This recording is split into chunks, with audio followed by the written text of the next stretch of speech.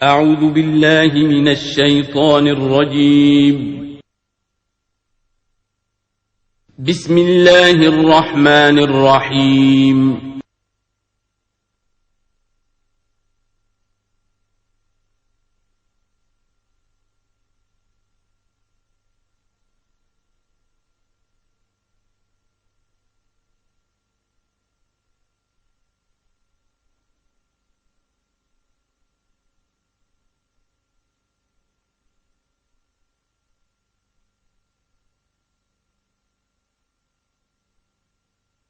اعوذ باللہ من الشیطان الرجیم بسم اللہ الرحمن الرحیم یوم نطوی السماء کطی السجل للکتب کما بدأنا اول خلق نعیدہ وعدا علینا انا کنا فاعلین صدق اللہ العظیم۔ سورہ انبیاء کی جو یہ آخری آیات ہیں ان میں بعض بہت اہم مضامین آئے ہیں۔ ہم جس آیت پر سے گزر چکے ہیں لا یحزنہم الفزع الاکبر، اللہ تعالیٰ کے جو نیک بندے ہوں گے انہیں جو قیامت کا زلزلہ آنے والا ہے، جس سے کہ اگلی صورت شروع ہو رہی ہے جس کے تذکرے سے کہ یا ایھا الناس اتقوا ربکم ان زلزلۃ الساعۃ شیء عظیم، اللہ تعالیٰ انہیں محفوظ رکھے گا اس فزع اکبر کے اثرات سے۔ لا یحزنہم الفزع الاکبر، احادیث سے یہ معلوم ہوتا ہے کہ صورتحال کچھ ایسی پیش آنے والی ہے کہ ابھی وہ ملاحم کا دور جس میں کہ کافی سختیاں آئیں گی مسلمانوں پر، خصوصاً عالم عرب میں، اور جو بھی عیسائیوں اور یہودیوں کا گٹھ جوڑ جو ہے اس کے خلاف مسلمانوں کو جو قتال کرنا ہے، جنگ کرنی ہے، اس میں کئی مراحل آئیں گے جس میں بہت نقصان ہوگا مسلمانوں کا بھی، پھر بالآخر اللہ تعالیٰ فتح دے گا۔ حضرت مسیح علیہ السلام کے ذریعے سے ایک آسمانی مدد ملے گی، معجزانہ مدد ملے گی اللہ تعالیٰ کی طرف سے، لیکن زمینی سطح پر بھی عام جو اسباب ہیں، عادی اسباب دنیا کے، اس کے حوالے سے عرب میں ایک مجدد جو ہے وہ ظاہر ہوں گے، حضرت مہدی، اور ادھر جو مشرقی علاقہ ہے خراسان کا، جس میں میرے اندازے کے مطابق پاکستان کا علاقہ بھی شامل ہے اور افغانستان ہے، یہاں اس سے پہلے ہی وہ حکومت قائم ہو چکی ہوگی کہ جس سے پھر مدد جائے گی حضرت عیسیٰ علیہ السلام کے ساتھ اور حضرت مہدی کے ساتھ ہو کر پھر وہ اس اتحاد، عیسائی یہودی اتحاد کا مقابلہ کریں گے۔ اس کے بعد یہ ہے کہ پھر آخری مرحلہ آئے گا یاجوج اور ماجوج کے حملے کا، اور پھر پوری دنیا میں اسلام کا بول بالا ہو جائے گا، دین حق کا غلبہ ہوگا، اور مختلف روایات میں مختلف اس کی مقدار آئی ہے 40 برس تک بھی، کہ پوری دنیا میں اللہ کے دین کا غلبہ ہوگا۔ خلافت علی منہاج النبوہ، جس کی کہ خبریں ہیں حدیث کے اندر کہ 5واں دور وہ آنا ہے ابھی حضور صلی اللہ علیہ وسلم کے زمانے سے لے کر، پہلا دور دور نبوت، پھر دور خلافت علی منہاج النبوہ، پھر ظالم ملوکیت کا دور، پھر غلامی والی ملوکیت کا دور، اور پھر خلافت علی منہاج النبوہ کا دور۔ اور اب جب یہ خلافت آئے گی تو پھر یہ کل روئے ارضی پر ہوگی، گلوبل ہوگی۔ لا يبقى على ظهر الارض بيت وبر ولا بدر الا ادخله الله كلمة الاسلام، کوئی گھر اور خیمہ ایسا نہیں رہے گا دنیا میں پورے روئے ارضی پر جس میں کلمہ اسلام داخل نہ ہو جائے۔ اور یہ جو فرمایا حضور نے کہ ان اللہ زوالی الارض، اللہ نے میرے لیے زمین کو لپیٹ کر اور سکیڑ کر مجھے پوری زمین دکھا دی، فرأیت مشارقہا و مغاربہا، میں نے زمین کے سارے مشرق دیکھ لیے، سارے مغرب دیکھ لیے۔ وَإِنَّ أُمَّتِي سَيَبْلُغُ مُلْكُهَا مَا زُوِّيَ لِي مِنْهَا، میری امت کی حکومت ان تمام علاقوں پر قائم ہو کر رہے گی جو مجھے زمین کو سکیڑ کر دکھا دیے گئے۔ تو یہ ایک دور آنا ہے، اس میں کسی شک و شبے کی گنجائش نہیں ہے۔ اگرچہ میں یہ نہیں کہہ سکتا کہ ابھی اس میں کتنی تاخیر ہے، یہ مختلف مراحل کب شروع ہوں گے، ٹائم ٹیبل نہیں دے سکتے، لیکن یہ کہ تقریباً یہ سمجھیے کہ قرآن مجید کے بین السطور سے اور احادیث نبویہ میں جو صراحت کے ساتھ خبریں آئی ہیں اس کی بنا پر یہ ہونا ہے۔ لیکن اس کے بعد جو قیامت آنی ہے، قیامت سے پہلے ایک مرحلہ ایسا آئے گا کہ جب یہ ایک ایسی ہوا چلے گی کہ جس کی بنا پر تمام اہل ایمان بڑی ہی آسانی کے ساتھ اور بڑے ہی اطمینان کے ساتھ ان کی روحیں اللہ تعالیٰ قبض کر لے گا اور ان پر موت واقع ہو جائے گی۔ پھر دنیا میں سوائے شریروں کے اور بدماشوں کے اور فساق و فجار کے کوئی نہیں رہے گا، تو پھر ان پر قیامت قائم ہوگی۔ اور ان کے لیے پھر یہ فضاء الاکبر بھی ہے جس کا ذکر ہو رہا ہے یا سورہ انبیاء کے آخر میں، اور انہی کے لیے وہ زلزلۃ الساعہ ہے کہ جس کو کہ اس وقت لوگ جو ہے وہ دیکھیں گے، وہ ساری جو بھی سختیاں ہیں قیامت کی وہ ان کو برداشت کرنی ہے۔ اللہ اپنے نیک بندوں کو اس سے پہلے ہی ایک ایسی ہوا بھیج کر کے جس کے دل میں بھی ایمان ہوگا اس کی بڑی اطمینان اور سکون کے ساتھ اس کی موت واقع ہو جائے گی۔ اللہ تعالیٰ ان کو اس فضح اکبر سے اور زلزلہ عظیم سے بچا لے گا۔ اس کی صریح خبریں موجود ہیں احادیث نبویہ میں۔ لا يحزنهم الفزع الاکبر، انہیں نہیں ستائے گا وہ فزع اکبر، بڑی گھبراہٹ کا وقت جو آنے والا ہے۔ وتتلقاهم الملائکۃ، اور ان سے ملاقات کریں گے، لینے آئیں گے انہیں فرشتے، ان کا استقبال کریں گے۔ ھذا یومکم الذی کنتم توعدون، یہ ہے آپ کا وہ دن جس کا آپ سے وعدہ کیا جاتا تھا۔ اس کے بعد جو کچھ ہوگا، یوم نطوی السماء کطی السجل للکتب، جس دن کہ ہم آسمان کو ایسے لپیٹ لیں گے جیسے کہ کتاب کا طومار، سکرولز جو ہوتے ہیں وہ لپیٹ لیے جاتے ہیں۔ یہاں سماوات نہیں، یہ سما ہے۔ معلوم ہوتا ہے کہ یہی جو ہماری زمین کے قریب ترین جو آسمان ہوگا، اسی علاقے کے اندر در حقیقت یہ سارا جو ہے واقع ہوگا۔ اسی میں سورج بھی ہے، چاند بھی ہے، جمع الشمس والقمر، اسی کے اندر یہ جو بھی کرنے ہیں یہ ٹکرائیں گے۔ یہ سارا جو زلزلۃ الساعۃ شیء عظیم جو ہے یہ اسی سولر سسٹم کے اندر ہونے والا ہے۔ جبکہ ہم آسمان کو یوم نطوی السماء کطی السجل للکتب، تو ہم اس کو لپیٹ دیں گے اس آسمان کو کہ جیسے کہ کتاب کا طومار جو ہے اور کتاب کا سکرول لپیٹ دیا جاتا ہے۔ کما بدانا اول خلق نعیدہ، جیسے کہ ہم نے پیدا کیا تھا اسے پہلی مرتبہ، اسی طریقے سے پھر اعادہ کریں گے، اس کا دوہرا دیں گے اس کو۔ وعدن علینا، یعنی یہ کہ جیسے کہ آپ کو معلوم ہے theory of the expanding universe, کہ ہر یہ جو کائنات ہے پھیل رہی ہے یوں اس طریقے سے چکر کھاتے ہوئے، ہر شے، ہر گلیکسی اسے چکر کھاتے ہوئے پھیلتی چلی جا رہی ہے۔ اسی طریقے سے یہ الٹ کر جیسے فنر ہوتا ہے وہ واپس آتا ہے جب، تو پھر اسی طریقے سے چکر کھاتے ہوئے وہ پھر آ کر جم جاتا ہے ایک جگہ پر۔ یوم نطوی السماء کطی السجل للکتب کما بدانا اول خلق نعید وعدا علینا، یہ ہم پر وعدہ ہے۔ انا کنا فاعلین، ہم یقیناً یہ کر کے رہیں گے۔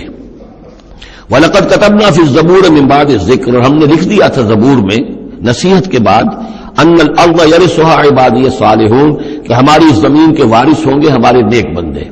اسی زمین کو جیسا کہ میں نے کہا جنت بنا دیا جائے گا، اور ابتدائی جو ہے نزول جو ہے ان کے لیے ابتدائی جنت اسی زمین پر فراہم کی جائے گی۔ یہ زمین جو ہے اس کے وارث ہوں گے ہمارے نیک بندے۔ اس میں دونوں اشارے ہو سکتے ہیں، قیامت سے قبل اللہ کے نیک بندوں کی حکومت پوری زمین پر قائم ہو جائے گی، تو زمین کے وارث ہو جائیں گے اللہ کے نیک بندے۔ اور دوسرے یہ کہ آخرت کی زمین مراد ہو تو ظاہر بات ہے اس جنت کے تو ظاہر بات ہے وارث اللہ کے نیک بندے ہیں ہی۔ دونوں امکانات اس آیت میں موجود ہیں۔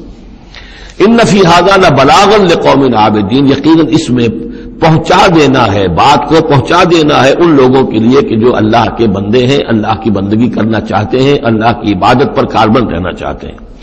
وما ارسلناک الا رحمتا للعالمین، اور نبی ہم نے نہیں بھیجا ہے آپ کو مگر تمام جہان والوں کے لیے رحمت بنا کر۔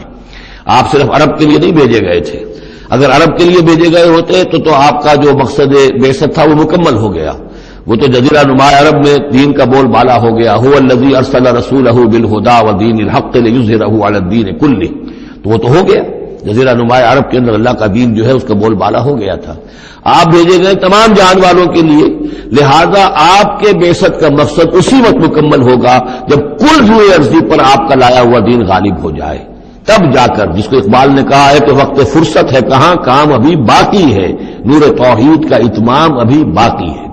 تو وہ اتمام جو ہے ایک اعتبار سے تو ہو گیا تھا، جزیرہ نما عرب کی حد تک اتمام ہو گیا، لیکن یہ کہ دنیا جو ہے بھی تو بہت بڑی تھی، نوع انسانی جو ہے بڑی جو ہے اس تک ابھی دین کو پھیلانا تھا، پہنچانا تھا۔ دور خلافت راشدہ میں وہ سلسلہ شروع ہوا ہی تھا، لیکن اس کے بعد ایک سازش کے نتیجے میں عبداللہ ابن سبا نے جو سازش کی یہودی نے اور مسلمانوں کو آپس میں لڑا دیا، ایک فتنۃ الکبریٰ پیدا ہوا جس کے نتیجے میں حضرت عثمان شہید کیے گئے، پھر باہمی خانہ جنگی ہوئی، 1 لاکھ مسلمان ایک دوسرے کی تلواروں اور نیزوں سے ختم ہو گئے، تو وہ پروسیس وہیں رک گیا۔ اس کے بعد سے تو ہم اس کے واپس آئے ہیں، وہ دین کا جو غلبہ تھا وہ دین سے ہم پیچھے ہٹے ہیں، پسپائی ہوئی ہے۔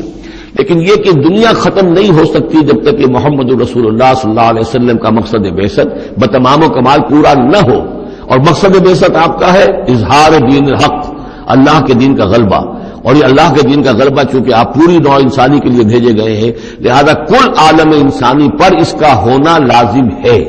یہ گویا کہ صغرا کبرا قرآن سے ثابت ہے، لیکن اس کی صراحت کے ساتھ خبریں احادیث میں ہیں۔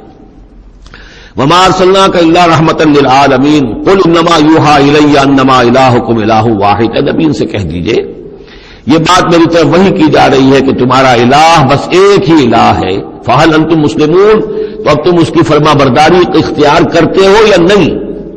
فإن تولوا، پھر اے نبی اگر یہ منہ موڑ لے، پیٹھ دکھا دے، فقل آذنتکم علی سواء، تو کہہ دیجئے میں نے تمہارے کان کھول دیے ہیں، میں نے اللہ کا پیغام تمہیں کھلم کھلا ڈنکے کی چوٹ پہنچا دیا ہے ہر ایک کے لیے۔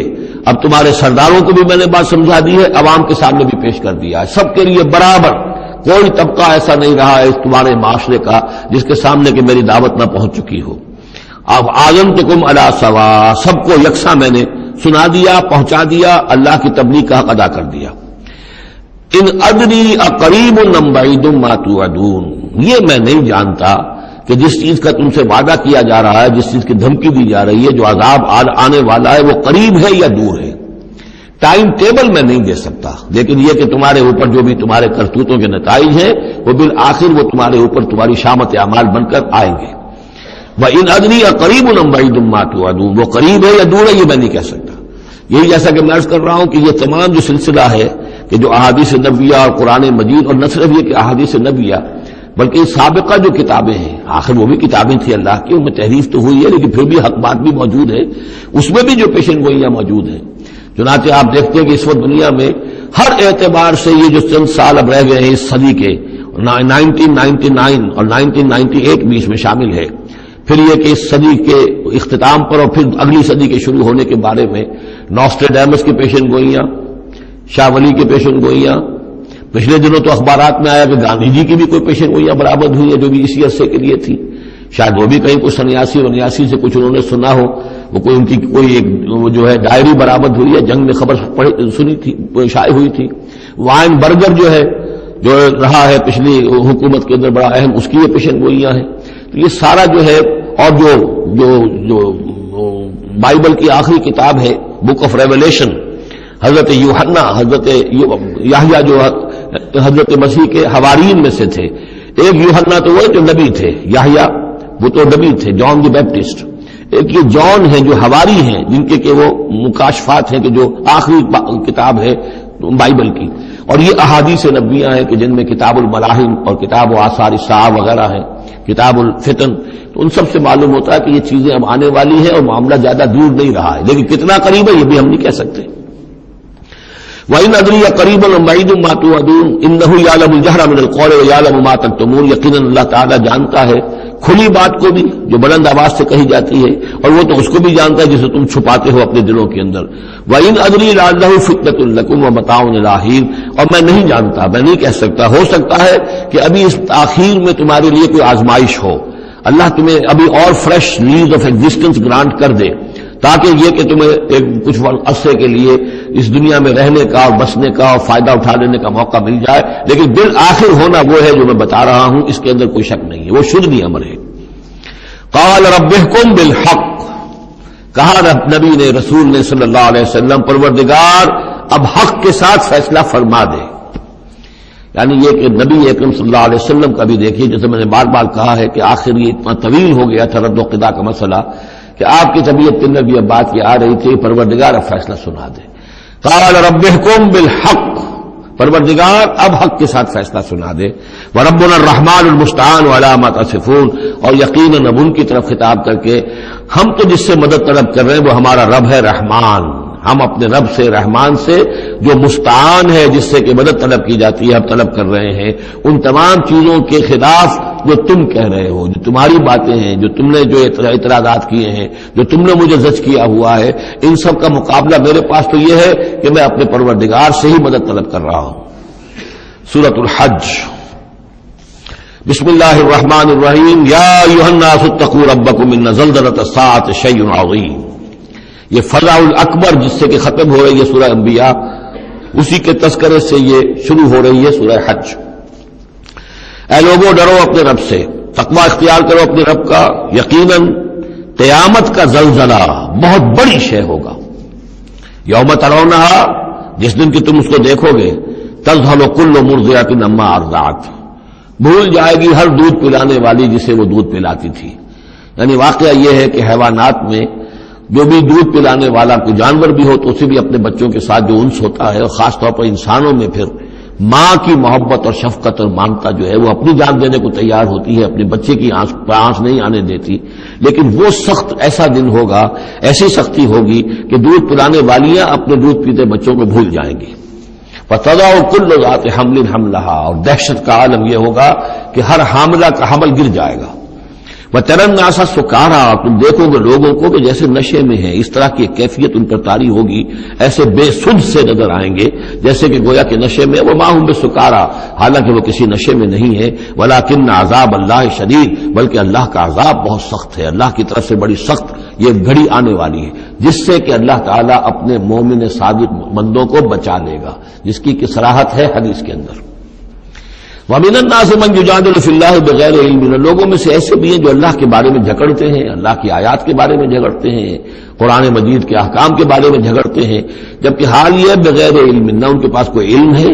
وَيَتَّبِعُ كُلَّ شَيْطَانٍ مَرِيدٍ، اور وہ پیروی کر رہے ہوتے، صاف نظر آتا ہے کہ ہر سرکش شیطان کی پیروی کر رہے ہیں. ان کے عمل کو دیکھو تو مغرب کی نقالی کر رہے ہیں، ان کی ہر ایک چیز کی جو ہے انہوں نے اپنی زندگی میں اختیار کی ہوئی ہے. پورا جو ہے مغربی ان کے اوپر تہذیب کا غلبہ ہے، ساری اقدار، لیکن باتیں بڑھائیں گے قرآن کی طرف سے اور حدیث کی طرف سے، اور انکار حدیث ہے اور فلاں یہ ہے، اور قرآن کا تو نتیجہ یہ نکلتا ہے وہ نہیں نکلتا ہے، اور یہ اجتہاد کیا جانا چاہیے، اور قرآن مجید جو ہے یہ تو اب کتاب جو ہے بوسیدہ ہو گئی ہے. یہ باتیں بھی کہی گئی ہیں کہ کوئی ایسا بھی ہمارا جو نظام ہونا چاہیے اجتہاد کا جو قرآن مجید کو بھی اوور رول کر سکے. یہ باقاعدہ رائے موجود ہے کہ قرآن مجید میں بھی جو صریح احکام آئے ہیں وہ بھی ایک خاص قوم کے لیے، خاص وقت کے لیے تھے، یہ ہمیشہ کے لیے نہیں ہے. تو بڑے بڑے دانشور، بڑے بڑے جو اسکالرز ہیں، بڑی بڑی ڈگریاں ان کے پاس ہیں. میکگل سے لے کر آئے ڈگریاں.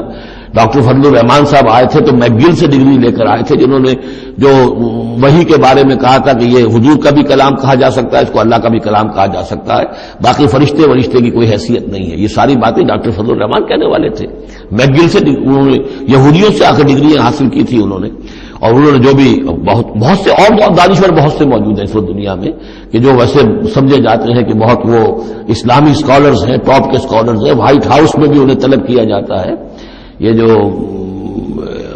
سید حسین نصر ہیں ایرانی ایک ہے، اب وہ رہ گئے ہیں جن کا ڈنکا بج رہا ہے زیادہ، ورنہ پہلے یہ ہے کہ یہ دو تھے، سید حسین نصر بھی تھے اور ڈاکٹر فضل الرحمان بھی تھے پاکستان کے.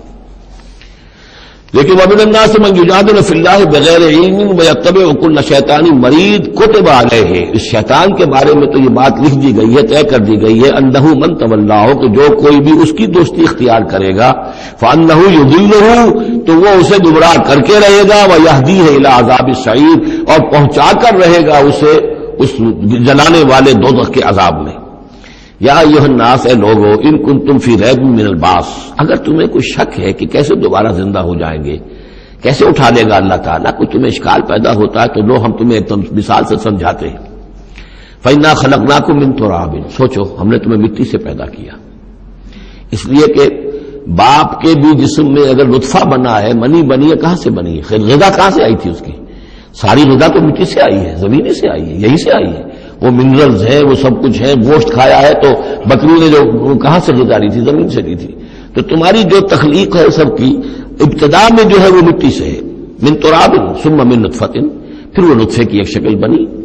ثم من علقۃ، پھر تم ایک علقہ کی شکل میں تھے. اس علقہ کے بارے میں بعد میں عرض کروں گا، ابھی میں اس کا کوئی ترجمہ نہیں کر رہا. اس کا ترجمہ عام طور پر جمع ہوا خون کیا جاتا ہے، یہ ترجمہ صحیح نہیں ہے. ثم من مضغۃ، پھر یہ کہ وہ ایک لوتھڑے کی طرح تھا، گوشت کا ایک لوتھڑا سا تھا. مخلقۃ غیر مخلقۃ، پہلے اس پہ کوئی نشانات تھے ہی نہیں، پھر اس لوتھڑے کے اوپر نشانات آنے شروع ہوئے. معلوم ہوا کہ یہاں سے یہ بازو نکلیں گے، یہاں سے یہ ٹانگیں نکلیں گی. اسی کے اندر جو ہے یہ آثار شروع ہو گئے. لنبین لکم، تاکہ ہم تمہیں کھول کھول کر بیان کر دیں.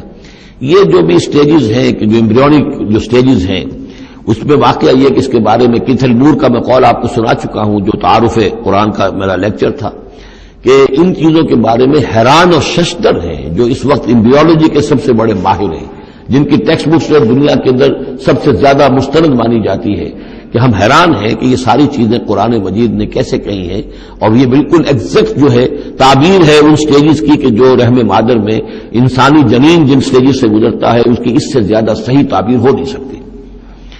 وَنُقِرُّ فِي الْأَرْحَامِ مَا نَشَاءُ، یہی مضمون چونکہ دوبارہ پھر آئے گا سورہ مومنون کے پہلے رکوع میں، تو میں وہاں اس کے بارے میں تفصیل سے کروں گا۔ اور ہم ٹھہرائے رکھتے ہیں رحموں میں جو ہم چاہتے ہیں، یعنی رحم کے اندر رحم مادر میں وہ حمل رہتا ہے، اب وہ حمل بیٹے کا ہوا ہے، بیٹی کا ہوا ہے، یا بیٹا یا بیٹی وہ ذہین ہے، فتین ہے، خوبصورت ہے، کیسی ہے، صحیح ہے، سالم ہے، وہ ہمارا فیصلہ ہے۔ نقر فی الارحام ما نشاء الی اجل مسمى، ہم ٹھہرائے رکھتے ہیں رحموں میں جو ہم چاہتے ہیں ایک وقت معین تک، ثم نخرجکم طفلا، پھر ہم تمہیں نکالتے ہیں اور تم چھوٹے سے بچے ہوتے ہو، ثم لتبلغوا اشدکم، پھر تم اپنی پوری جوانی کو پہنچتے ہو، قوت کو پہنچتے ہو، ومنکم من یتوفى، تم میں سے وہ بھی ہیں کہ جو پہلے ہی ان کا انتقال ہو جاتا ہے، انہیں قبض کر لیا جاتا ہے، انہیں اللہ تعالیٰ لے جاتا ہے، ومنکم من یرد الی ارذل العمر، اور تم میں سے ایسے بھی ہوتے ہیں جو بڑی ہی نکمی ضعیفی کی عمر کو پہنچ جاتے ہیں، لکی لا یعلم من بعد علم شیئا، کہ پھر وہ نہ جانے سب کچھ جاننے کے باوجود کچھ بھی۔ بڑھاپا آتا ہے تو ایسا آتا ہے، ڈیمنشیا بھی ہو جاتا ہے، ساری ذہنی صلاحیتیں ختم ہو جاتی ہیں، یادداشت زائل ہو جاتی ہے، پھر بچپن کی عادتیں عود کر آتی ہیں، لکی لا یعلم من بعد علم شیئا، پھر یہ صورت بھی ہو جاتی ہے۔ یہ ارذل العمر ہے جس سے کہ حضور صلی اللہ علیہ وسلم نے اللہ کی پناہ مانگی ہے کہ اللہ اس سے پہلے اٹھا لے، اس سے پہلے کہ انسان اس کیفیت میں آ جائے کہ جس کا نقشہ یہاں کھینچا جا رہا ہے، لکی لا یعلم من بعد علم شیئا۔ بڑا سقراط تھا، بقراط تھا، کچھ تھا، لیکن اب کیا ہو گیا ہے اس کو دیکھیے۔ ومنکم من یرد الی ارذل العمر، ان کے لیے دعا کر لیجیے اللہم اغفر لہ وارحمہ وادخلہ فی رحمتک وحاسبہ حسابا یسیرا۔ ان سے ایک بہت بڑی خطا ہوئی ہے، رجم کی سزا کے بارے میں میں سورہ نور میں عرض کروں گا، لیکن اللہ تعالیٰ تمام خطاؤں کو معاف فرمانے والا ہے۔ اللہم اغفر لہ وارحمہ وادخلہ فی رحمتک وحاسبہ حسابا یسیرا۔ اللہم نور مرقدہ واکرم منزلہ والحقہ بعبادک الصالحین، آمین یا رب العالمین۔ ومنکم من یتوفی ومنکم من یرد الی ارذل العمر لکی لا یعلم من بعد علم شیئا وتری الارض۔ اب ایک تو نقشہ کھینچا انسانی زندگی کا، اس آپ مٹی سے چل کر تم کہاں سے کہاں پہنچ گئے، پھر فوت ہو کے پھر مٹی بن جاتے ہو۔ یہ جس کی یہ قدرت ہے، جس کی یہ خلاقی ہے، جو اس سارے نظام کو لے کر چل رہا ہے، تمہیں اس کے بارے میں کوئی شک ہے؟ اس کی قدرت کے بارے میں کوئی تمہیں یہ شبہ وارد ہو سکتا ہے کہ وہ دوبارہ پیدا نہیں کر سکتا؟ اچھا ایک اور مثال لے لو، وتری الارض حامدۃ، تم دیکھتے ہو زمین کو کہ پڑی ہوئی ہے، بے آب و گیا، خشک اور ویران، کوئی زندگی کے آثار نہیں۔ فَإِذَا أَنزَلْنَا عَلَيْهَا الْمَاءَ اهْتَزَّتْ وَرَبَتْ، پھر جب ہم اس پر پانی برساتے ہیں تو وہ تازہ ہو جاتی ہے، اہتزاز، اور وہ اس میں جنبش ہو جاتی ہے، اہتزت۔ یا تزو جو آیا یہ لفظ پہلے ہم پڑھ چکے ہیں کہ جب حضرت موسیٰ کا عصا زمین پر انہوں نے رکھا تو وہ تو اب ہلنے لگا، حرکت کرنے لگا جیسے کہ سانپ حرکت کرتا ہے، تو زمین میں بھی حرکت پیدا ہو جاتی ہے، اس لیے کہ اب جو کونپلیں نکل رہی ہیں وہ حرکت کر رہی ہیں، وہ ادھر ادھر جو ہے پہلے زمین پڑی ہوئی تھی ساکن، صامت، ساکن، بے آب و گیا، خشک، لیکن اس کے بعد اہتزت، اس کے اندر ایک حرکت پیدا ہوتی ہے، وہ ربت، وہ ابھرتی ہے، گویا کہ جیسے وہ گھاس یا سبزہ اوپر اٹھ رہا ہے، اور جیسے کہ فصل گویا کہ زمین اٹھ رہی ہے، وہ اٹھتی ہے، ابھرتی ہے۔ وَأَنبَتَتْ مِن كُلِّ زَوْجٍ بَهِيجٍ، اور ہر طرح کی قسم قسم کی تر و تازہ چیزیں جو ہیں وہ اگا دیتی ہے زمین۔ تو ذرا سوچو، زمین مردہ تھی، اللہ نے زندہ کر دیا۔ تمہارا اپنا معاملہ یہ ہے کہ مٹی سے لے کر اور تمہارے ایک انسان پورے بننے تک، یہ پھر کیسے شک کرتے ہو؟ تمہیں اللہ تعالیٰ کی قدرت میں بھی کوئی شک نہیں ہونا چاہیے۔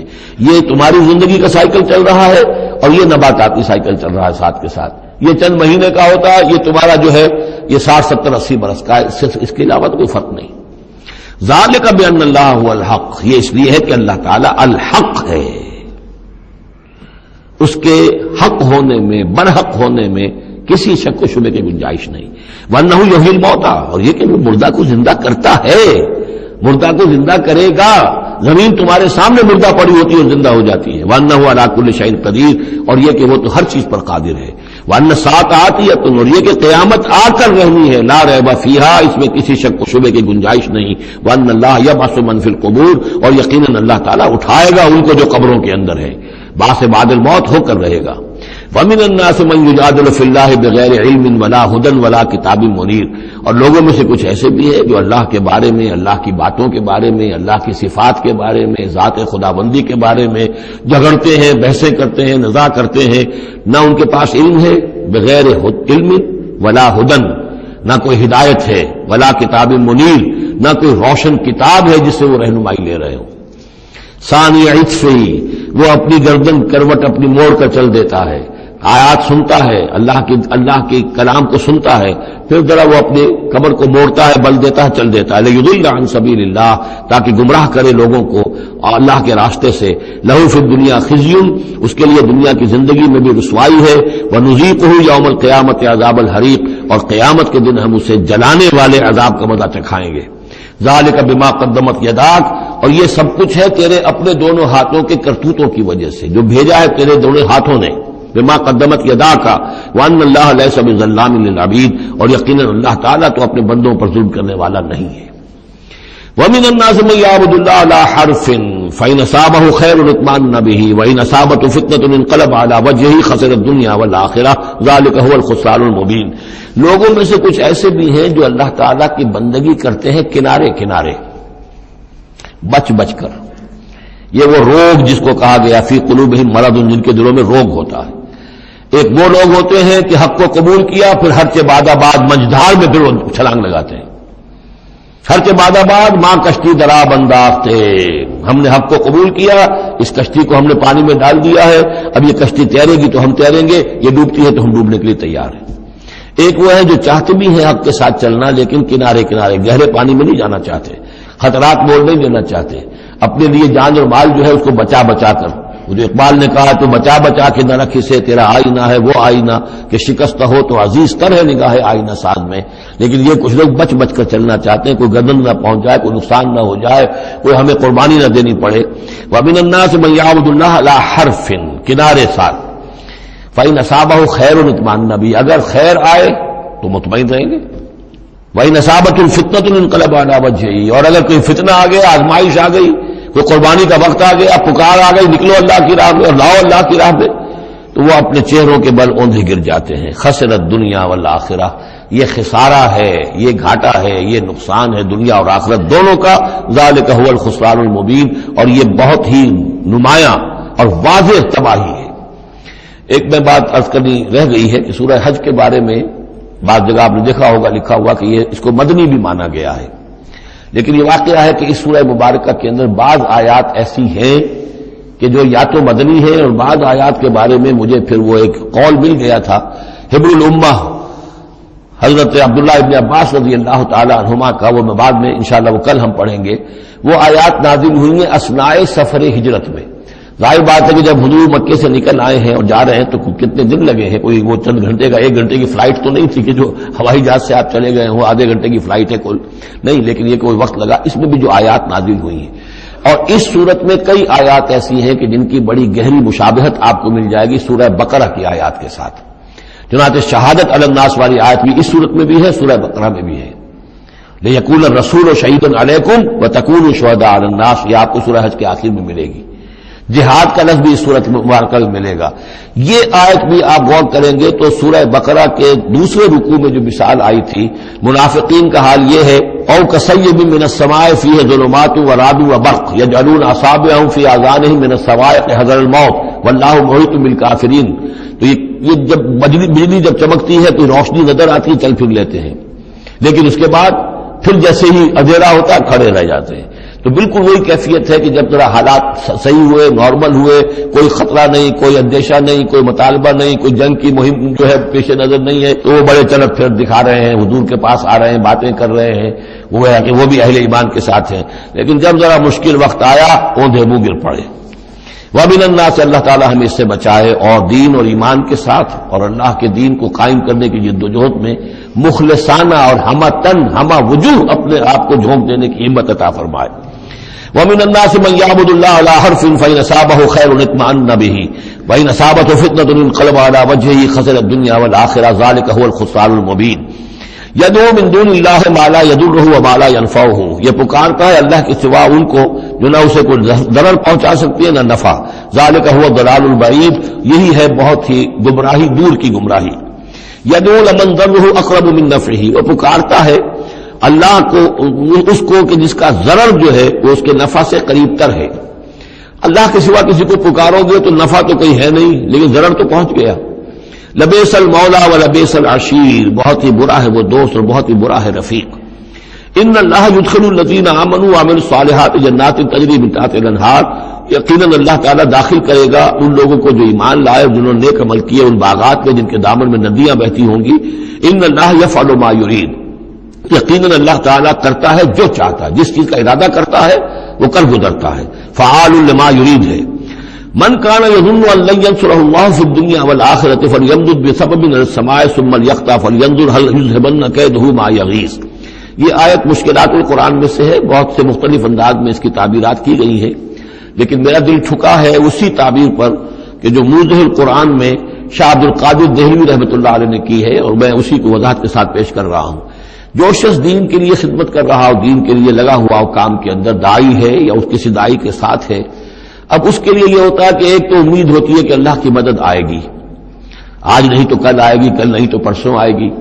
اگر کسی وجہ سے انسان حالات کو دیکھ کر اتنا مایوس ہو جائے کہ اللہ کی مدد کی اسے امید نہ رہے، یہ چیز پھر اس کے لیے بہت بڑی ناکامی کا سبب بن جائے گی.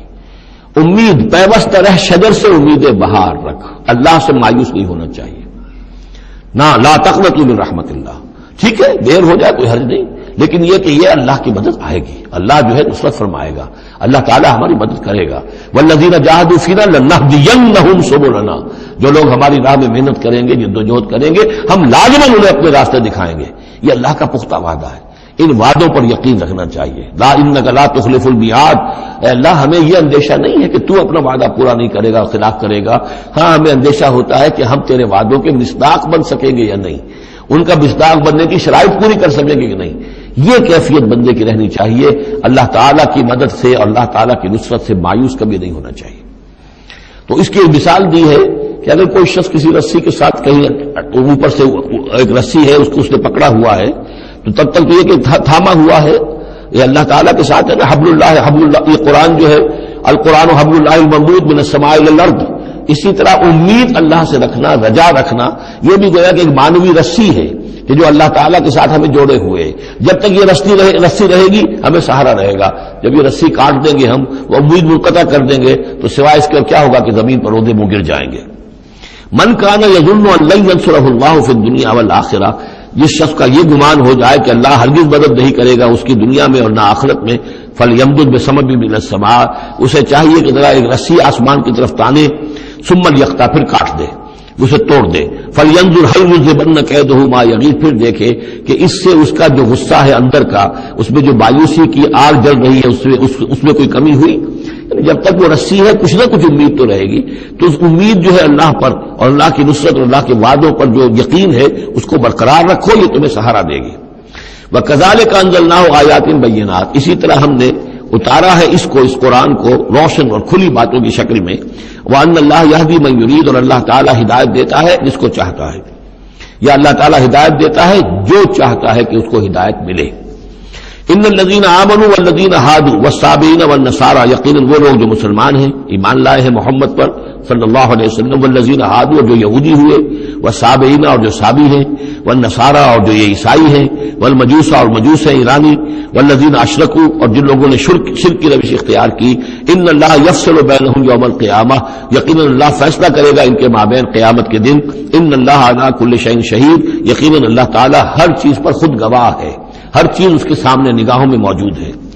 الم تر ان اللہ یسجد له من فی السماوات ومن فی الارض، یہ آیت بڑی عجیب ہے اس اعتبار سے کہ اس میں آپ تصور کریں گے تو اوپر سے نیچے کی طرف آ رہا ہے.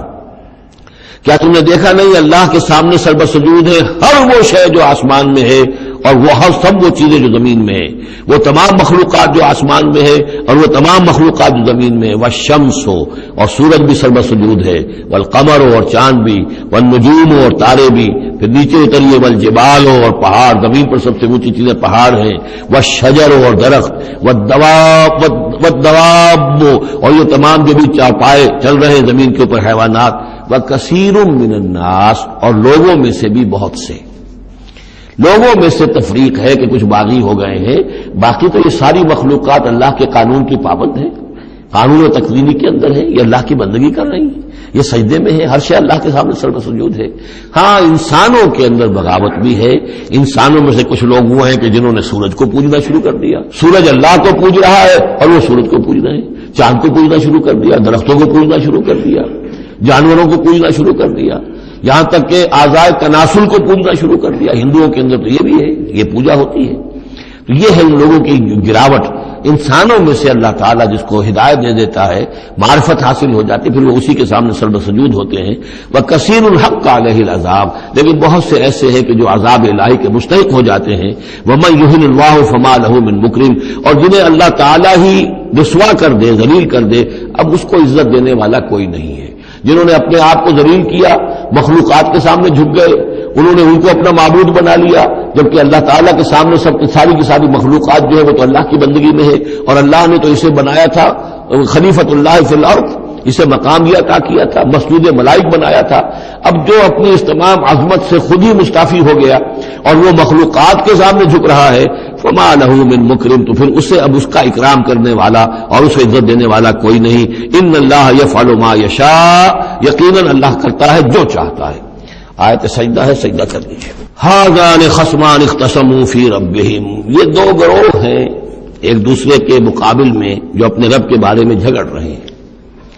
ایک وہ ہے جو ایمان لے آئے ہیں.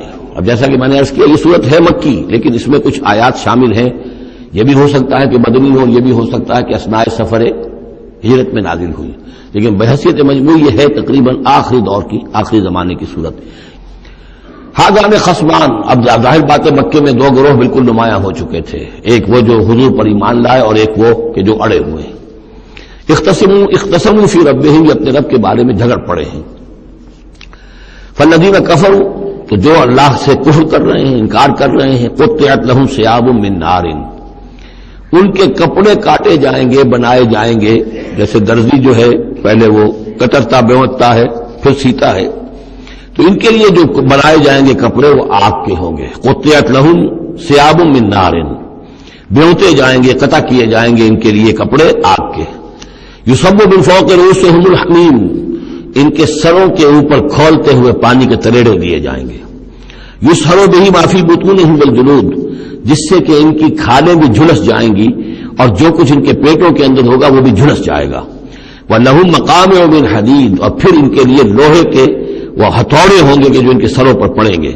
كُلَّمَا أَرَادُوا أَن يَخْرُجُوا مِنْهَا، جب بھی وہ چاہیں گے کہ وہاں سے نکل جائیں، من غم کے مارے، اعیدوا فیہا، انہیں پکڑ کر دوبارہ پھر اسی میں ڈال دیا جائے گا. وذوقوا عذاب الحریق، اور چکھو مزہ اس جلانے والے عذاب کا. تم نے اللہ کا انکار کیا، تم نے محمد کی نفی کی، تم نے ان کو ماننے سے انکار کیا.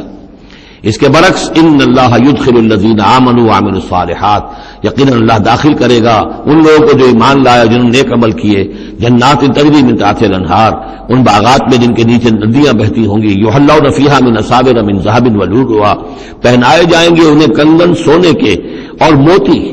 ولباسہم فیہا حریر، اور ان کی پوشاک جو ہوگی وہاں پر ریشم کی ہوگی. دنیا میں ریشم مردوں پر حرام ہے، وہاں ریشم جو ہے اسی کا لباس ہوگا، باریک ریشم کے اوپر کا لباس اور گاڑھے ریشم کا جو ہے نیچے کا لباس ہوگا. وَهُدُوا إِلَى الطَّيِّبِ مِنَ الْقَوْلِ، اور ان کو تو رہنمائی کر دی گئی ہے بہترین بات کی طرف. بہترین بات کیا ہے؟ کلمہ طیبہ لا الہ الا اللہ محمد رسول اللہ، یا سبحان اللہ والحمد للہ ولا الہ الا اللہ واللہ اکبر ولا حول ولا قوۃ الا باللہ. هُدُوا إِلَى الطَّيِّبِ مِنَ الْقَوْلِ، انہیں ہدایت دے دی گئی ہے من القول، اچھی بات، بہترین کلمہ طیبہ کی. وَهُدُوا إِلَى صِرَاطِ الْحَمِيدِ، اور ان کو تو ہدایت دے دی گئی ہے سیدھی اور اللہ کی تعریفوں والے کے راستے کی طرف، کہ اب وہ سیدھے اس راستے پہ بڑھتے ہوئے اللہ تعالیٰ کی رحمت میں فراح و ریحان و جنت النعیم کے اندر پہنچ جائیں گے. ان الذین کفروا یصدون عن سبیل اللہ، یقیناً وہ لوگ جنہوں نے کفر کیا اور جو روک رہے ہیں لوگوں کو اللہ کے راستے سے، والمسجد الحرام ہے، اور مسجد حرام سے روک رہے ہیں. اب مسلمان یہاں سے جانے پر مجبور ہیں. یہ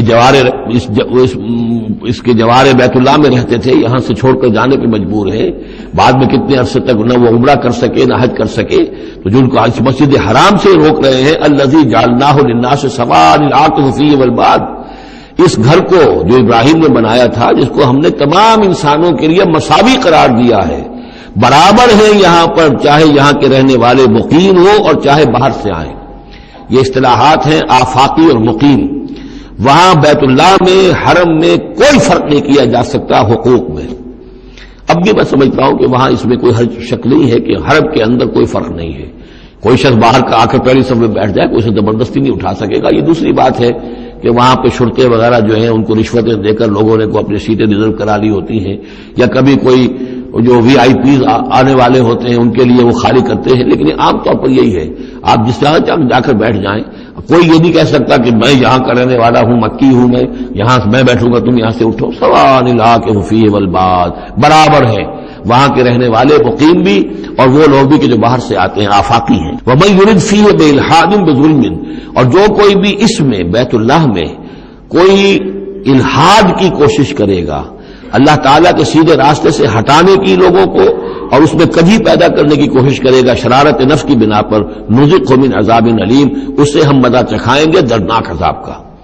وَإِذْ بَوَّأْنَا یہ دو رکوع ہے ابھی سورہ مبارکہ کے، حج کے مناسک کا کچھ ذکر ہے یہاں پر، خاص طور پر قربانی کا خاص طور پر ذکر ہے۔ سورہ بقرہ کے دو رکوع 24واں 25واں، اس میں بھی حج کے مناسک آ چکے ہیں، لیکن وہاں پر اصل قربانی کا ذکر نہیں تھا، وہ تو صرف یہ ہے کہ وہ دم جو دینا پڑتا ہے اگر کسی وجہ سے سر منڈانا پڑ گیا ہے قبل از وقت، اور یا اسی طریقے سے تمتع اگر کیا ہے تو اس کا وہ دم شکر کا ہے وغیرہ وغیرہ۔ لیکن یہاں پر جو دو ہے، ایک قربانی اور ایک طواف، ان دو کا جو ہے ذکر ہو رہا ہے خاص طور پر یہاں۔ وَإِذْ بَوَّأْنَا لِإِبْرَاهِيمَ مَكَانَ الْبَيْتِ، اور جب ہم نے معین کر دی ابراہیم کے لیے اپنے گھر کی جگہ، بتا دی کہ یہ ہے وہ جگہ جس کے بارے میں میرا گمان یہ ہے کہ وہاں بنیادیں موجود تھیں حضرت آدم علیہ السلام کی بنائی ہوئی، لیکن اوپر سے دیواریں سب کی سب گر چکی تھیں اور سیلاب کی وجہ سے سارا اب وہاں کوئی آثار نہیں رہے تھے، اللہ تعالیٰ نے رہنمائی فرما کر ان کی نشاندہی کروا دی۔ اللہ تشرک بی شیئا، اور یہ حکم دے دیا گیا میرے ساتھ کسی شے کو شریک نہ کرنا، وطہر بیتیا، اور میرے اس گھر کو پاک رکھنا، للطائفین، طواف کرنے والوں کے لیے، والقائمین، اور قیام کرنے والوں کے لیے، کھڑے ہو کر نمازیں پڑھنے والوں کے لیے، والرکع السجود، اور رکوع کرنے والوں کے لیے اور سجود کرنے والوں کے لیے۔ یہ گویا کہ جیسے وہاں آیا تھا وَعَهِدْنَا إِلَىٰ إِبْرَاهِيمَ وَإِسْمَاعِيلَ أَن طَهِّرَا بَيْتِيَ لِلطَّائِفِينَ وَالْعَاكِفِينَ وَالرُّكَّعِ السُّجُودِ، تقریباً وہی آیت یہاں پر آئی ہے، صرف یہ کہ عاکف کی بجائے یہاں قائمین کا لفظ آیا ہے۔ وَأَذِّن فِي النَّاسِ بِالْحَجِّ، اور اے ابراہیم اب پکارو لوگوں کو، اذان دو، پکارو حج کے لیے۔ اب کیسے پکارا ہوگا، کیسے آپ نے یہ پیغام پہنچایا ہوگا، کہاں سے اللہ تعالیٰ نے ان کی آواز کو، ان کی پکار کو کہاں کہاں پہنچایا ہوگا، یہ اللہ تعالیٰ کا معاملہ ہے۔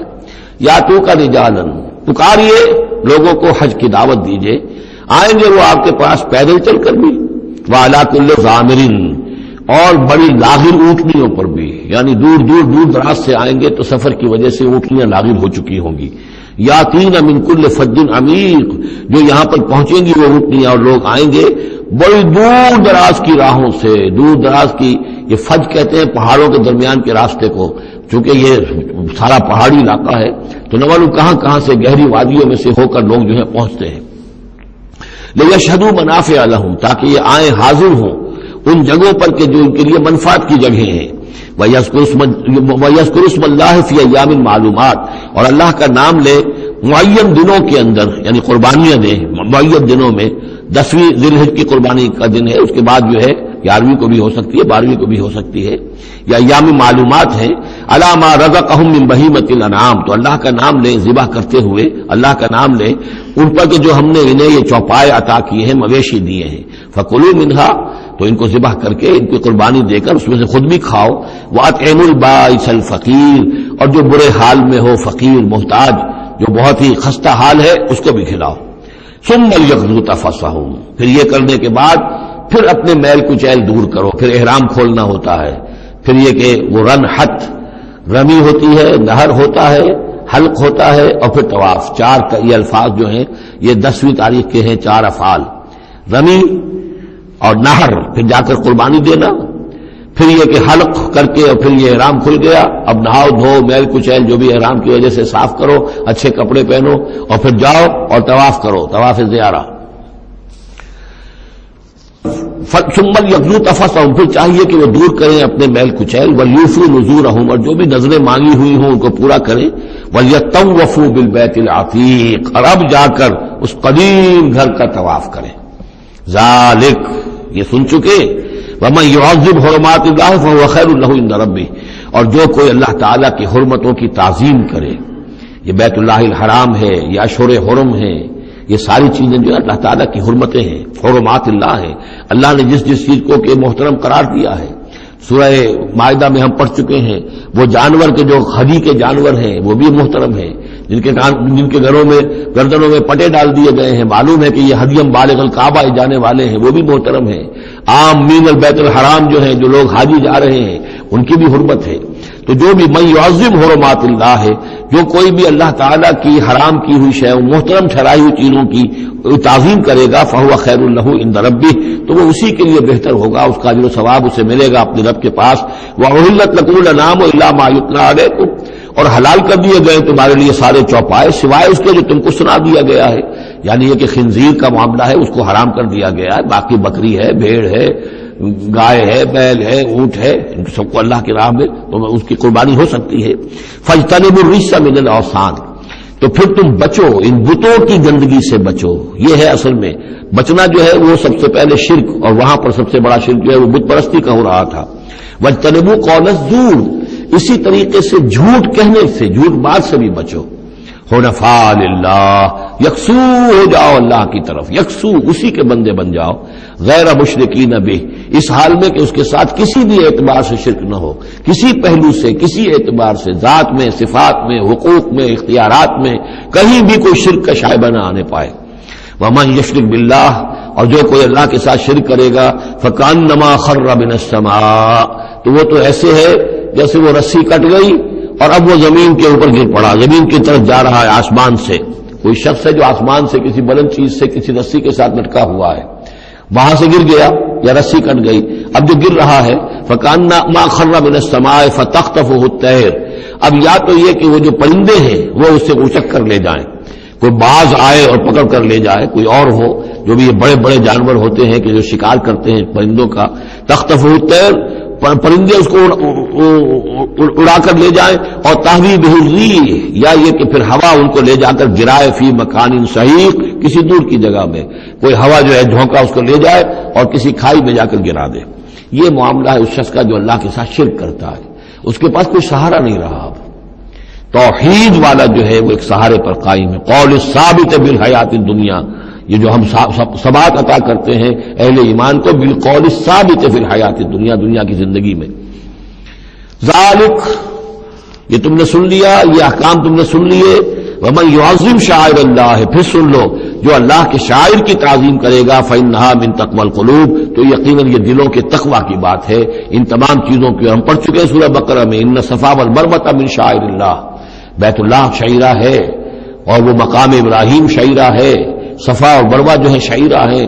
شعیر وہ چیز ہے کہ جس سے اللہ تعالیٰ کی بندگی کا شعور پیدا ہو، ان کے ساتھ وہ چیزیں وابستہ ہیں، وہ تاریخ ان کی ہے کہ جس کے حوالے سے پھر یہ کہ اللہ تعالیٰ کا شعور جو ہے انسان کے اندر پیدا ہوتا ہے، اس کی ذات کا، صفات کا۔ لکم فیہا منافع الی اجل مسمى، یہ جو جانور ہیں اس کی قربانی کے، تمہارے لیے ان میں نفع ہے ایک اجل مسمى تک، یعنی یہ نہیں ہے کہ قربانی کا جانور ہے تو اس کے اوپر سواری نہیں کر سکتے، سواری کر سکتے ہو۔ قربانی کا جانور ہے تو اس کا دودھ پی سکتے ہو، اگر وہ گائے ہے درمیان میں اگر کوئی دودھ ہے یا بکری ہے لے کے جا رہے ہو تو اس کا دودھ پی سکتے ہو۔ منافع الی اجل مسمى، ایک وقت معین تک کے لیے۔ ثم محلها الی بیت العتیق، پھر ان کا جو اصل مقام ہے جہاں انہیں لے جا کر پیش کر دینا ہے وہ ہے بیت العتیق، یعنی اللہ کا گھر۔ اللہ کا گھر کا جو منہر ہے پھر اس کو وسیع کر کے، اور بنا کی وادی میں ایک بہت بڑی جگہ ہے، ورنہ اس سے پہلے جو ہے یہ مروہ کی جو پہاڑی ہے، صفا اور مروہ کے پاس جو ہے یہ قربان گاہ تھی۔ مروہ ہی سے وہ وادی شروع ہو جاتی ہے کہ جس پر کچھ آگے چل کر وہ بنا کا پورا آتا ہے، اب یہ منہر جو ہے وہ ادھر ایکسٹینڈ کر دیا گیا ہے۔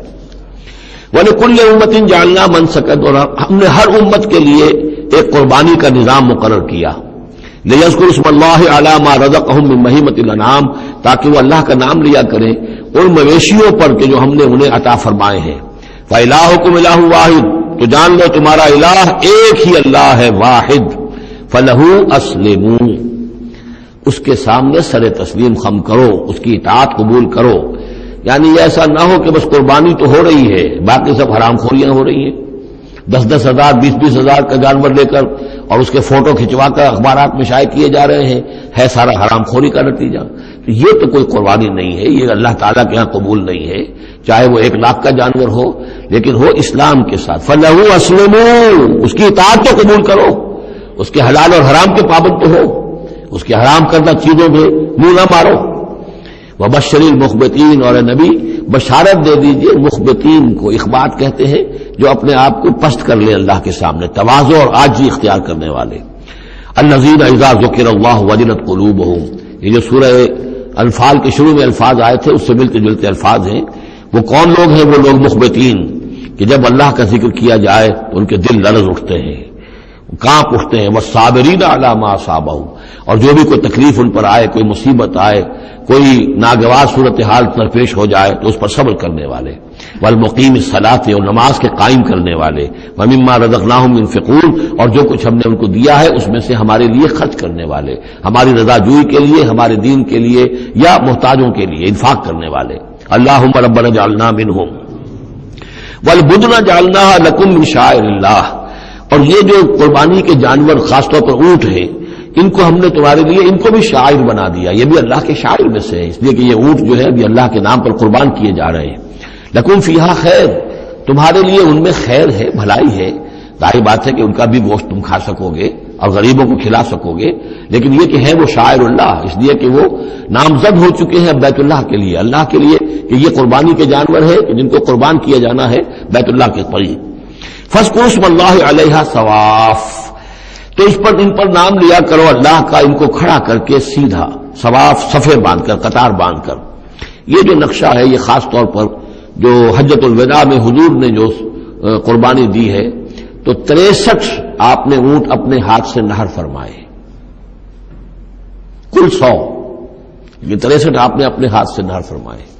اور یہ آتا ہے روایات کے اندر، اب یہ چونکہ معاملہ حضور کا ہے اور اس میں ہمیں کسی شک و شبے کی گنجائش نہیں ہے کہ اب کھڑے ہوئے ہیں قطار میں، اور ایک اب نہر کرنے کا طریقہ بھی ہوتا ہے، برچھا مارا جاتا ہے اونٹ کی یہاں گردن میں، اس کو گرا کر ذبح کرنا آسان کام نہیں ہے، کھڑے ہوئے اونٹ کو برچھا لگایا جاتا ہے، یہاں اس کی جو بڑی وینز ہے خون کا فوارہ چھوٹتا ہے، جب خون بہت زیادہ بہہ جاتا ہے پھر وہ گرتا ہے ایک طرف، ایک پہلو کے اوپر، تو پھر اس کا معاملہ جو ذبح کرنے کا ہوتا ہے۔ تو حضور جیسی برچھا مارتے تھے اور اس کے بعد پھر اگلا اونٹ اپنی گردن خود آگے کرتا تھا۔ نہ شبد نصیب دشمن کے شبد ہلاک تیغت، سر دوستاں سلامت کی تو خنجر آزمائی، گویا کہ ان کے لیے خود ایک اعزاز اللہ نے شعور دیا ہے۔ وہ تو جو ایک سوکھی ہوئی لکڑی تھی جس کا سہارا لے کر حضور صلی اللہ علیہ وسلم وہ آپ خطبہ دیا کرتے تھے جمعے کا، پھر جب ممبر بنا دیا گیا اب وہ اس لکڑی جو ہے اس کا آپ سہارا نہیں لے رہے۔ تو پہلا دن جب تھا کہ آپ نے اس کا سہارا نہیں لیا اور آپ ممبر پر کھڑے ہو کر آپ نے جب خطبہ دیا ہے تو اس سوکھی لکڑی میں سے ایسی آواز آ رہی تھی جیسے کوئی بچہ بلک بلک کر رو رہا ہو کہ میری یہ سعادت آج ختم ہو گئی ہے، مجھے جو سعادت نصیب تھی کہ محمد رسول اللہ صلی اللہ علیہ وسلم میرا سہارا لیا کرتے تھے، مجھ پر ٹیک لگایا کرتے تھے، یہ مجھ سے جاتی رہی فضیلت، بلک بلک کر رو رہا ہے۔ حنانہ اس کو کہتے ہیں، ستون حنانہ، اب بھی مسجد نبی میں ایک ستون ہے حنانہ، حنین کہتے ہیں اس کو ہے کہ جس میں رقت ہو، بچہ رو رہا ہو، بلک رہا ہو تو یہ حنین ہے، تو حنانہ ہے وہ۔ اور اس کے لیے یہ نوٹ کر لیجیے، کہا ہے مولانا روم نے، فلسفی کو منکر حنانہ است، از ہوا سے انبیاء بیگانہ است۔ پہلے فلسفی ہوتے تھے، آج سائنسدان جو انکار کرے گا کیسے ہو سکتا ہے سوکھی لکڑی میں سے بچوں کے سے رونے کی آواز آئے، کیسے مان لیں گے ہم؟ سر سید کیسے مانیں گے اس کو؟ نہیں مانیں گے کبھی بھی۔ تو فلسفی یا سائنسدان کو منکر حنانہ است، کہ وہ حنانہ کا انکار کرتا ہے، از ہوا سے انبیاء بیگانہ است، اس لیے کہ انبیاء کے معاملات کو وہ جانتا نہیں ہے، وہ عام لوگوں پر قیاس کر رہا ہے۔ فاذکروا اسم اللہ علیہا صواف، تو لو اللہ کا نام ان پر، ان کو نہر کرنے کے لیے انہیں صفوں میں کھڑا کر کے، فاذا وجبت جنوبها، جب ان کے پہلو زمین پر ٹک جائیں، جب خون اتنا بہہ جاتا ہے، کمزور ہو جاتا ہے وہ، تو پھر وہ ایک طرف کو اپنی کروٹ کے بل زمین کے اوپر پڑ جاتا ہے۔ فَكُلُوا مِنْهَا، تو اب کھاؤ اس میں سے اس کے گوشت کو، وَأَطْعِمُوا الْقَانِعَ وَالْمُعْتَرَ، اور کھلاؤ اس کو بھی جو قناعت کے ساتھ بیٹھا ہوا ہے، مانگتا نہیں پھر رہا ہے، سائل نہیں ہے، اس کے پاس کچھ نہیں ہے لیکن وہ مانگتا نہیں پھرتا، قانع، اور معتر جو بے قرار ہو گیا ہے، آتا ہے سوال کر رہا ہے، مانگ رہا ہے، گوشت مانگ رہا ہے، اس کو بھی دو، اس کو بھی دو۔ كَذَلِكَ سَخَّرْنَاهَا لَكُمْ لَعَلَّكُمْ تَشْكُرُونَ، اسی طرح تو ہم نے اتنے بڑے جانور کو تمہارے لیے مسخر کر دیا ہے، اونٹ جیسے جانور کو، اور وہ کھڑا ہوتا ہے تم اچھا مارتے اس کو، سخرناها لكم لعلكم تشكرون، تاکہ تم اللہ کا شکر ادا کرو۔ لن ينال الله لحومها ولا دماؤها، اب یہ ہے اصل شے، اللہ تک نہ ان کے گوشت پہنچتے ہیں نہ خون پہنچتا ہے، ولكن يناله التقوى منكم، ہاں اگر پہنچتا ہے اس تک تو تقوی اگر ہے تمہارے اندر تو اللہ تک پہنچ جائے گا۔ یعنی یہ کہ ایک یہ رسومات ہے، ظاہری شکل ہے، ظاہری شکل اصل دین نہیں ہے، اگرچہ اس کے بغیر بھی تو حقیقت جو ہے وہ کسی نہ کسی حیول ہی میں ظاہر ہوگی، کوئی نہ کوئی اسے پیکر چاہیے۔ تو ان عبادات کا پیکر بھی اہم ہے، لیکن صرف پیکر کو نہ سمجھیں، ظاہر کو نہ سمجھیں، اصل شے اس کی روح ہے، روح تقویٰ۔ وہ جو علامہ اقبال نے کہا ہے کہ رہ گئی رسم اذاں روح بلالی نہ رہی، فلسفہ رہ گیا تلقین غزالی نہ رہی، اور نماز و روزہ و قربانی و حج یہ سب باقی ہے، تو باقی نہیں ہے۔ وہ ہمارا وہ تقویٰ، ہمارا اللہ کے ساتھ خلوص و اخلاص، قربانی جب انسان دے رہا ہو تو واقعتاً اس کے اپنے اندر اگر تقویٰ بھی ہے، اس نے حلال ذریعے سے کمائے ہوئے مال میں سے اس نے اتنی محنت کی ہے کہ اس میں سے اثار کر رہا ہے، اللہ کے نام پر ایک جانور کو ذبح کر رہا ہے، پھر خود اپنی زندگی میں وہ اللہ کے قوانین کا پابند ہے، اسی کے مطابق زندگی گزار رہا ہے، اور وہ اپنی توانائیاں، قوتیں، صلاحیتیں اللہ کی راہ میں لگا رہا ہے، اس کی قربانی ہے۔ باقی اگر یہ نہیں ہے تو ٹھیک ہے، چلیے کم سے کم غریبوں کو گوشت مل جائے گا، کچھ نہ کچھ فائدہ تو ہو ہی جائے گا، لیکن یہ کہ وہ اصل قربانی نہیں ہے، اللہ تک کچھ نہیں پہنچے گا تمہارا۔ لن ینال اللہ لحومها ولا دماؤها، دیکھو ان قربانیوں کے نہ گوشت اللہ تک پہنچتے ہیں نہ ان کے خون، ولکن ینالہ التقوی منکم، ہاں تقوی اگر ہے وہ اللہ تک پہنچ جاتا ہے۔ کذالک سخرھا لکم لتکبروا اللہ علی ما ھداکم، اسی طرح اللہ تعالیٰ نے اسے تمہارے لیے مسخر کر دیا ہے، لتکبروا اللہ علی ما ھداکم، تاکہ تم اللہ کی تکبیر کیا کرو اس ہدایت پر جو اس نے تمہیں دی ہے۔ دیکھیے دو عیدیں ہماری، عید الفطر جو رمضان کے بعد آتی ہے، ایک عید الاضحیٰ ہے جو حج کے ساتھ منسلک ہے، وہاں بھی ہم نے رمضان مبارک کے بارے میں جو آیات آئی ہیں سورہ بقرہ کے 23ویں رکوع میں، وہاں بھی لتکبروا اللہ علی ما ھداکم ولعلکم تشکرون۔ شہر رمضان الذی انزل فیہ القرآن هدى للناس وبينات من الهدى والفرقان فمن شهد منكم الشهر فليصم فمن كان مريضا أو على سفر فعدة من أيام أخر يريد الله بكم اليسر ولا يريد بكم العسر ولتكملوا العدة ولتكبروا الله على ما هداكم ولعلكم تشكرون۔ وہی الفاظ یہاں ہیں لتکبروا اللہ علی ما ھداکم، تاکہ تم تکبیر کرو، اللہ کی تکبیر کرو۔ اسی لیے عیدین کے لیے جاتے آتے ہوئے تکبیر، اور اس کو بھی بڑا بلند آواز سے، جاتے آتے راستہ بدلنا، پھر نماز جو دوگانہ ہے عید کی اس میں اضافی تکبیرات ہیں، لتکبروا اللہ علی ما ھداکم ولعلکم تشکرون پر تو وہ آیت ختم ہوئی ہے، وبشر المحسنین، اور اے نبی ان لوگوں کو آپ بشارت دے دیجئے جو اسلام اور ایمان اور تقوی کی منزلیں طے کرتے ہوئے درجہ احسان تک پہنچنے کی کوشش کرتے ہیں اور پہنچ جاتے ہیں۔ اللہم ربنا اجعلنا منہم، اللہم ربنا اجعلنا منہم۔ بارک اللہ لی ولکم فی القرآن العظیم ونفعنی وإیاکم بالآیات والذکر الحکیم۔